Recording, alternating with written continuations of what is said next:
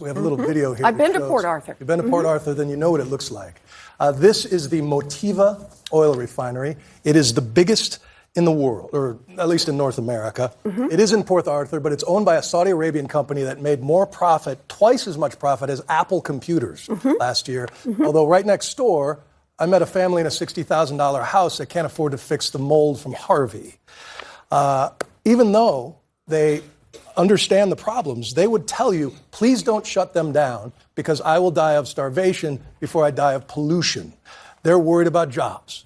And so what do you tell the pipe fitters and the cafeteria workers in Port Arthur? What will happen to them if these places go dark? So I would say two things to them. The first one is that's not the only job in Port Arthur over the next 20 years.